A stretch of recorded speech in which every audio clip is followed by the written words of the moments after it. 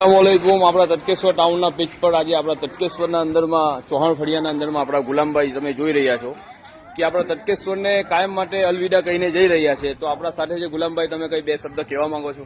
એ આપણે અશરફભાઈ અમે કાયમ વાસ્તે જયેલા છે।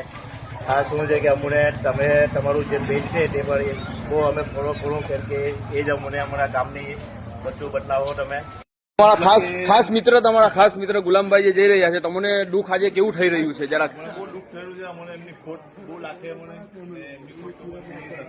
બરાબર છે। આશા છે કે બધા ખેર આફિયતની સાથે હશે અને મુબારક રમઝાનના મહિનામાં ઇબાદતમાં બિઝી હશો। આ મુબારક મહિનામાં આપણા ગામના નવયુવાન જેમના ચહેરાના ઉપર હંમેશા હસી હોય છે એવા આપણા ગુલામભાઈ ચૌહાણ આજે તટકેશ્વરથી ન્યૂઝીલેન્ડ જઈ રહ્યા છે અને એમણ હિજરત કરી રહ્યા છે તટકેશ્વરથી। તો તમે દુઆ કરજો, અલ્લાહ એમનો સફર આસાન કરે અને સહી સલામત ન્યૂઝીલેન્ડ પહોંચી જાય। તો એમના ખાસ મિત્ર અઝહરભાઈ સલીમ નાખુડા તો એમના પર એક શાયરી લખી છે, દોસ્તોની મહેફિલ। ગુલામ એમનો ખાસ મિત્ર હતો।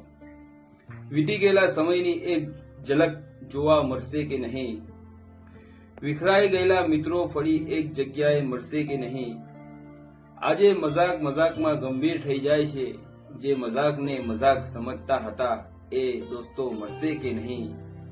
બગીચો બનાવ્યો હતો દોસ્તીનો આપણે સાથે મળીને, એ બગીચાના ફૂલોની મહેક આવશે કે નહીં?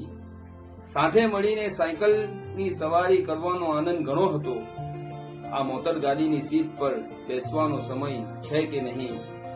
સપના તો આકાશને ચૂમવાના જોયા હતા, સાથે મળી આકાશ જોવાનો સમય મળશે કે નહીં? માનું છું જિંદગી ઘણી વ્યસ્ત છે બધાની, આ વ્યસ્ત જિંદગીમાં થોડો સમય મળશે કે નહીં? દુઆ કરું છું ખુદા લાંબી જિંદગી કરે બધાની, શું ખબર જનાઝાને તારી ખાંડ મળશે કે નહીં?